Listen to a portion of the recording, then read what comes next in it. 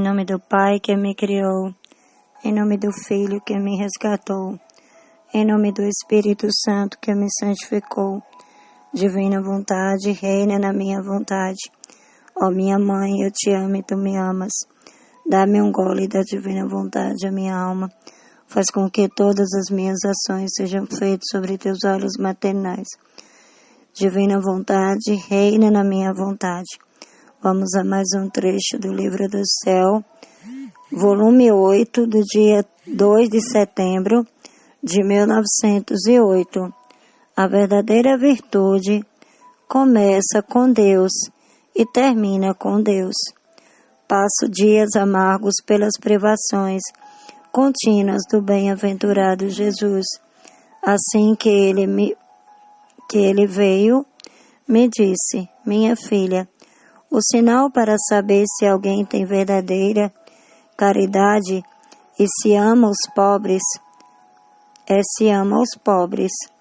Se ele ama os ricos e se presta a eles, pode ser porque ele espera, ou porque recebe, ou porque os simpatiza, ou pela nobreza, pela engenhosidade, pelo bom provérbio e também pelo medo.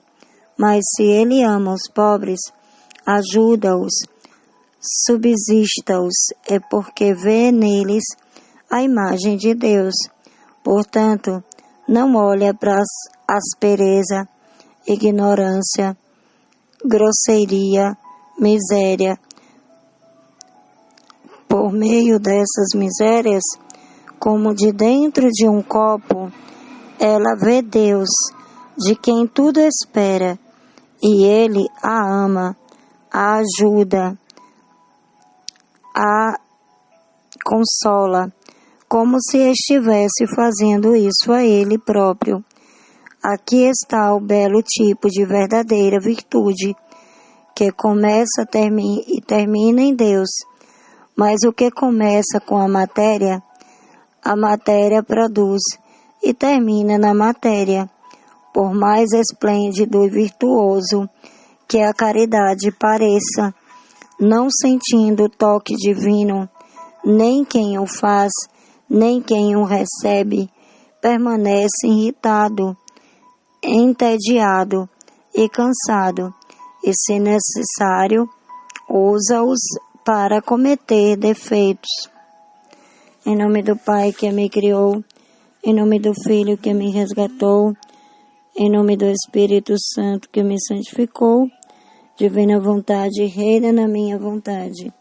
Vamos refletir esse trecho, que tem um título muito forte e que tem muita riqueza para nós, né? A verdadeira virtude começa com Deus e termina com Deus, né? Mas que virtude é essa? E Luísa vai escrever, vai nos dizer, nos ensinar. Passo dias amargos pelas privações contínuas do bem-aventurado Jesus. Assim que ele veio, me disse: minha filha, o sinal para saber se alguém tem verdadeira caridade é se ama os pobres. Olha só, gente. Se ama os pobres. Porque se ele ama os ricos e se presta a eles, pode ser porque ele espera, ou porque recebe, ou porque os simpatizas, ou pela nobreza, ou pela engenhosidade, pelo bom provérbio e também pelo medo. Mas se ele ama os pobres, ajuda-os, né? Subsiste-os, é porque vê neles a imagem de Deus. Olha que lindo, gente. Olha que lindo. Portanto, não olha para a aspereza, né? Se um pobre ele é áspero, né? É pobre de matéria e pobre de espírito também. Ignorância, grosseria, miséria. Por meio dessas misérias, como de dentro de um copo, ela vê Deus, de quem tudo espera, e ela a ama, a ajuda, consola, como se estivesse fazendo isso a ele próprio. Aqui está o belo tipo de verdadeira virtude, que começa e termina em Deus, né? Então, muitas vezes a gente se aproxima de pessoas que têm dinheiro, que têm boa posição social, né? Por status, né? Para querer chamar atenção, para querer ser bem visto, né? Pelas pessoas. Mas a gente não tem pessoas ricas que a gente até ainda consegue ver traços divinos nelas, porque tem pessoas que são ricas materialmente, mas que são pobres espiritualmente e que se apresentam com uma humildade tão grande que quando nós vemos, nos toca, nós sentimos a própria presença de Deus nelas pelo desapego.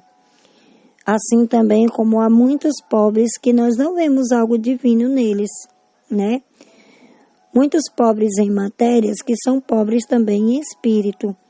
Então, quando há essa pobreza de espírito, não tem como nós vermos algo divino nela, né? Mas quando são pobres materialmente e são ricos, né? Espiritualmente, a gente não vê a aspereza, a gente não vê a ignorância daquela pessoa, né? Porque a gente vê o próprio Deus nela, agindo através dela. Esse trecho é um ensinamento muito importante para nós, que a gente tem que ter como exemplo, né? Porque Jesus fala que todos nós temos que nos ajudar um ao outro, tanto no material, como no espiritual. E hoje, infelizmente, nós vemos a pobreza material ainda, em muitos lugares, mas infelizmente, a pobreza que nós estamos mais vendo hoje é a pobreza espiritual. Como tem um santo da igreja que fala, não sei se é Santa Teresinha de Ávila, Santa Teresa de Ávila, ou se é São João da Cruz, ele fala assim, que ninguém é tão pobre que não possa dar. E ninguém é tão rico que não precise de nada, né? Então, assim, que esse trecho nos ensine a vermos sempre o bem espiritual no outro. E que quando a gente notar essa pobreza material e espiritual, que nós possamos também aprender, né? A sermos essas pessoas, a sermos esses deuses para essas pessoas, tanto em meio aos ricos, materialmente, né, e espiritualmente também, né, quanto aos pobres materialmente e espiritualmente. Porque tem muito rico, que é rico de matéria, mas é pobre de Deus, é pobre de espírito. Vive o apego. Hoje em dia nós vemos muito isso. Um dia eu estava perguntando para Jesus por que o mundo tinha que ser assim, que tivesse que haver essa divisão. E ele falou para mim assim, que essa divisão não foi ele que fez, né? Mas que foi o próprio ser humano, que se achando no lugar de Deus, fez essa divisão entre ricos e pobres, entre quem pode e quem não pode servir a Deus. Infelizmente são leis humanas, não é o que Deus quer de cada um de nós, mas que nós possamos, através desse trecho, com a humildade de Luísa, aprendermos com ela e com o próprio Jesus.